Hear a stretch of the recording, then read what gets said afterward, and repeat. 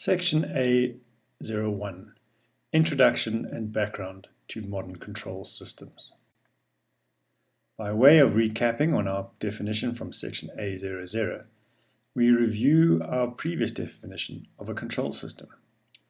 A control system uses machine intelligence to manage, command, direct, or regulate the behavior of other devices or systems.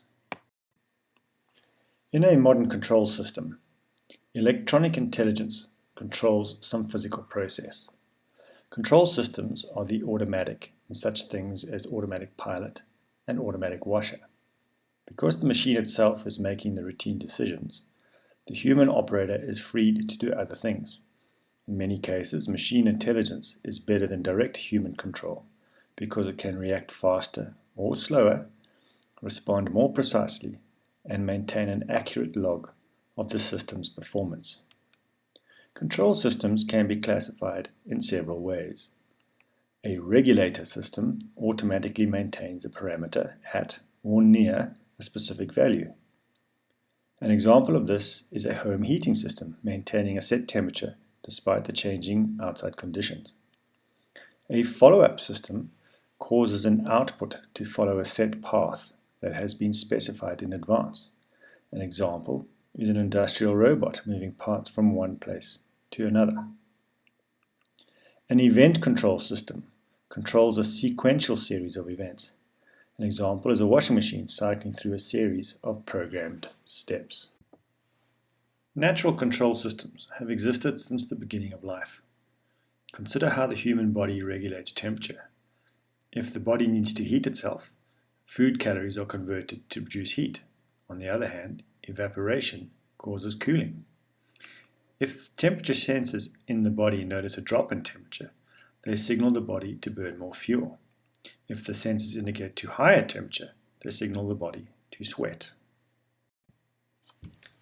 The ancient Greeks used float valves to control water levels in pools, but the first automatic feedback controller used in industrial process is generally agreed to be James Watt's flyball governor, developed in 1769 for controlling the speed of a steam engine.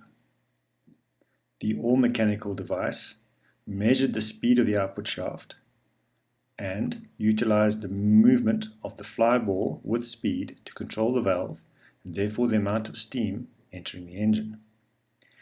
As the speed increases, the ball weights rise and move away from the shaft axis, thus closing the valve.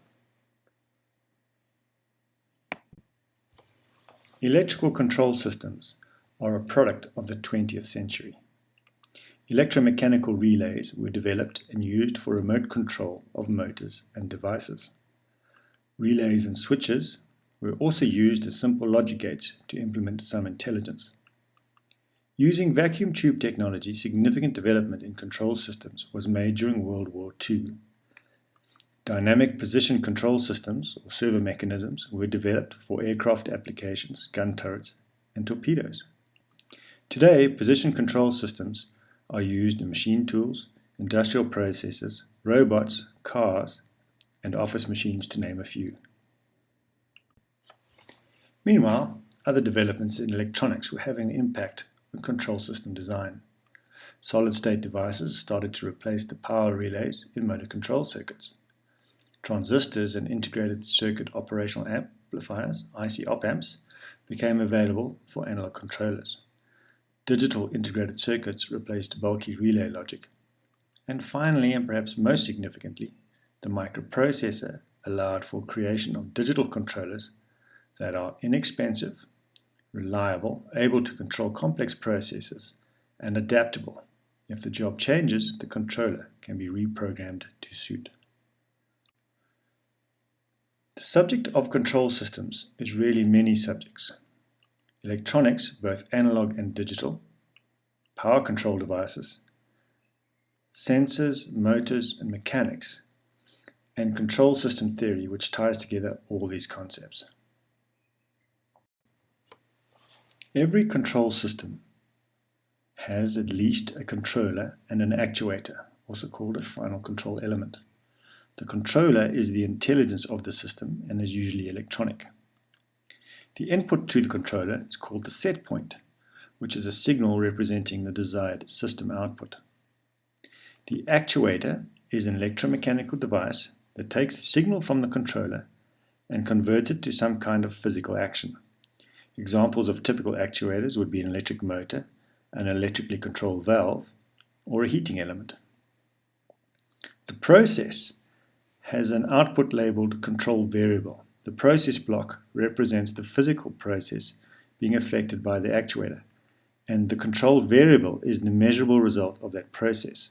For example, if the actuator is an electric heating element in a furnace, then the process is heating the furnace, and the control variable is the temperature in the furnace. The output, or control variable, is the measurable result of that process. If the actuator is an electric motor that rotates an antenna, then the process is rotating of the antenna, and the control variable is the angular position of the antenna.